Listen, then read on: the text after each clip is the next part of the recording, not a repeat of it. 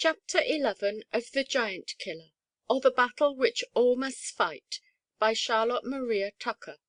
This LibriVox is in the public domain. By Lynne Thompson. Chapter 11 The Prisoner in Darkness.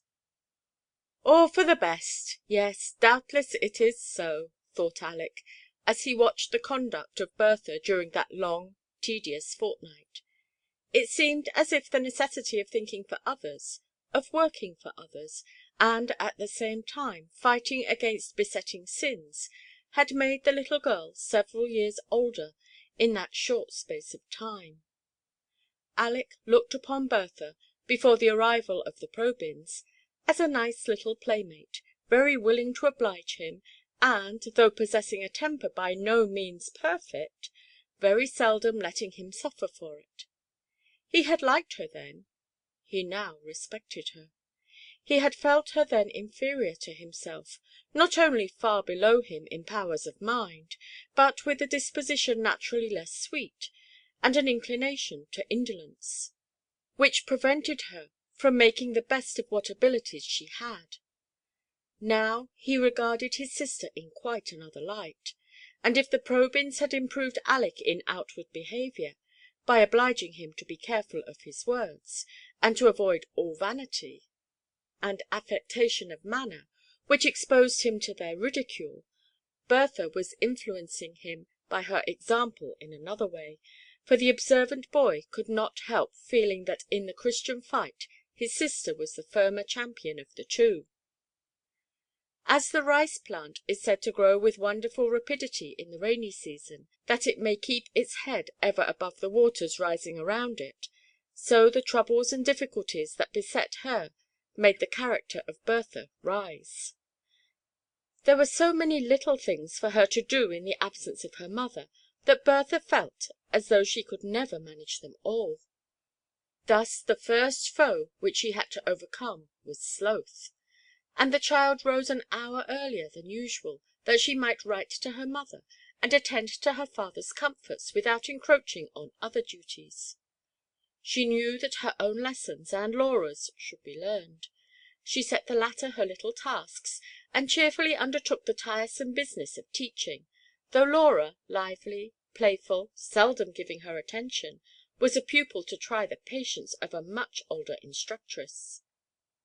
Then Constantine, poor unhappy Constantine, shut up in darkness and fed on beef tea, became Bertha's peculiar charge. Adolphus took care to avoid going near him when he could help it. "He is as peevish as a porcupine," said he. But Bertha, as though all his rudeness and unkindness were forgotten, gave much of her time to beguiling the weary days of the poor prisoner. She altered her own study time and Laura's, at no small sacrifice of her convenience, that when Aleck and Pro were at lessons with Mr. Roby, Constantine might not be left alone. She chatted with him cheerfully, told him stories that she had heard, sang to him songs that her mother had taught her, and sitting close to the window to make the most of the little light which struggled in, read to him till both eyes and voice were tired. By this arrangement Bertha lost much of Aleck's society.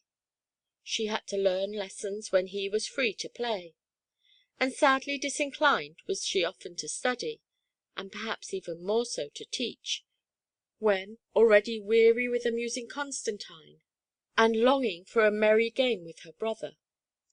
But Bertha's earnest prayer, when she rose in the morning, was that she might be enabled to fulfil the duties of the day, and each night, as she laid her tired head on the pillow, she felt thankful for the help that had been granted her. Angels look with more pleasure upon the efforts of a little child to overcome temptation and to serve her heavenly King, than upon the proud trophies of earthly conquest, the deeds of daring of earthly heroes. And how felt Constantine during this long fortnight? Had his accident been to him all for the best? It was so, for he was thus given time to reflect, his mind was forced back upon itself. He might do wrong still, but he no longer could do so thoughtlessly. He was struck by the difference between the behaviour of the Robys and that of his brother towards himself. The latter shunned, the former sought his society, and no self–love could blind Constantine to the fact that it could be from no pleasure that they found in it. Why did Bertha never reproach him with the past? Why did Aleck employ all the resources of his fine memory to amuse one who had treated him with insult? Were they not showering down benefits from the tree of forgiveness? Was he not standing like one of the savages at the foot of it, looking up? For he could not avoid looking up at those whose conduct raised them above him. This was a grating reflection to Constantine, but he could not drive it from his mind. Did he feel grateful? Perhaps he felt grateful, but if so, something prevented him from showing that he did so. He did not like to fancy himself indebted to any one. The idea made him irritable and peevish. Then, when his heart reproached him for rude words to the kind girl who never returned them, who was leaving the sunshine and flowers that she loved to sit in a gloomy apartment with him, Constantine had an uneasy remembrance of what had been read about gratitude being chased into the swamp of forgetfulness. He did not choose to examine his own heart sufficiently to ascertain whether anything like this could be the case with himself, but he felt somehow or other discontented with his own conduct. He began to suspect that there was something wrong in his character. Conscience was awake, and making her voice heard. One day Aleck entered the room where Constantine was sitting gloomy and thoughtful, scarcely listening to the book which the patient Bertha had been reading to him for more than an hour. "Good news!" he exclaimed. "Another letter from mamma! The best account of grandpapa which we have had yet. The doctors say that he is now quite out of danger, and mamma feels so much happier about him that she hopes to be here the day after to–morrow." Bertha clapped her hands with an exclamation of pleasure, and Laura, who was playing with her doll in the corner, jumped about the room in delight. "Mamma's coming back! Mamma's coming back!" she cried. "Oh, she will have been a whole fortnight away! It has been like a year! I have missed her so!" "I wonder," thought Constantine, "if I were to go away, if any one would be sorry or miss me?" The answer which conscience returned clouded his brow with a frown, which, to the Robys, who knew not its cause, seemed like an unkind refusal to share in their joy. "Bertha," said Aleck, "papa has given me leave to walk over to the farm to order a cream cheese for mamma. The weather is so delightful to–day, and the walk is so pleasant over the fields. Would not you like to come with me?"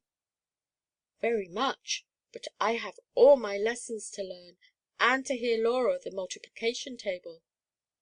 "Not done them yet? How's that? They used to be all over by this hour. Why, what have you been about all the morning?"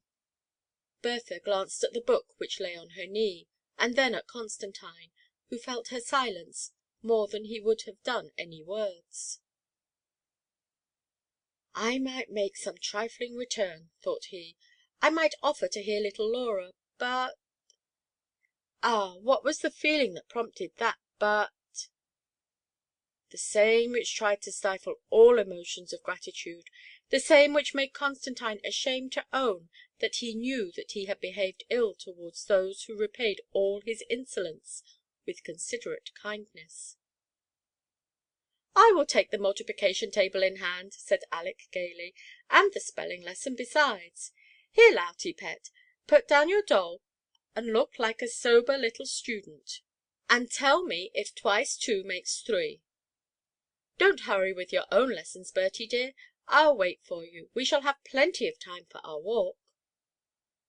Constantine's opportunity was lost, and he felt more angry with himself than ever. The next day the doctor paid Dove's Nest a visit, looked at the injured eye, and declared it to have so far recovered from the blow, that though reading and writing were to be avoided for the present, Constantine need no longer be considered as a prisoner. The look of honest pleasure and sympathy on the faces of the Robys touched him more than he would have chosen to own. He felt for a moment inclined to thank them for their kindness. Then, as if a seal were on his lips, he pressed them together and was silent. But Constantine and his brother could not avoid being participators in the pleasure with which Mrs. Roby was welcomed back on her return. They shared with her children in making the garland which was suspended over the entrance of Dove's Nest. They crowded with them to the green door when the sound of wheels was heard. And though Laura had the first kiss, and Bertha the first smile, while Aleck's hand was pressed in his mother's, the Probyns were not forgotten at the moment of arrival; and in the little remembrances which she had brought from London, Mrs. Roby made them share alike with her children. Kind inquiries after Constantine's eye were uttered in the same tone of affectionate interest as they might have been spoken by his mother. Oh, how much was there to tell, and how much to hear on the first evening of Mrs. Roby's arrival! If one of the party was more happy than all the rest, it was Bertha. Her young heart was bounding with delight. It was not only that she could again rest her head on that kind bosom, kiss that dear hand, and listen to the voice that she loved. It was a consciousness that her own affection had been tried and proved, that her mother would find that work had been done, and duties performed, as carefully in her absence as though she had always been near, that her mother would feel that her child was to be trusted, that she had indeed done her best to be a comfort to her parents. "Now for the giant killer!" exclaimed Laura the next day, as, seating herself on Mrs. Roby's knee at the usual reading hour, she watched the opening of the well-known volume. "Had you time to prepare another chapter for us, mother, in the midst of all your anxieties?" said Aleck. "One more chapter, my boy, and the last." "The last!" exclaimed every one in the room. "Why, we have not half done with giants," cried Aleck. "I could name a dozen more, at least. There's stupidity." "Self–conceit," cried Adolphus. "Cruelty," joined in Bertha. "Disobedience," said Laura. "Yes, my children, there are many more giants to be slain, but I think that my tale has explained to you sufficiently the nature of our fight, and of the enemies to be subdued, to enable you to find them out for yourselves. Let each search his own heart carefully. Our hearts are our chief battle–ground, and having discovered what sins most easily beset him, let him apply himself resolutely, with watchfulness and prayer, to overcome the evil principle within."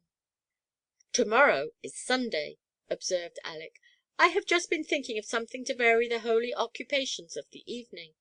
Suppose that we all sit round the table as we are doing now, each with a pencil and paper.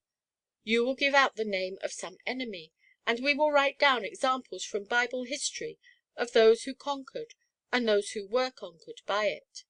Then we will give in our papers to you, and they will be read aloud in the hearing of all." "Not a bad idea," replied Mrs. Roby. "But I can't write," suggested little Laura. "You shall think, then, without writing," said her mother, "and tell us upon what characters you have fixed, before any of the papers are read." "I know what I should write if hate were the enemy named," cried Adolphus. "King Saul was overcome by it quite." "And who conquered the evil passion?" inquired Mrs. Roby. "David, at the cave of Adullam," replied Aleck. "Several examples might be given," said his mother. "We will certainly try your new Sunday recreation to–morrow. And now to proceed with my tale." CHAPTER XII.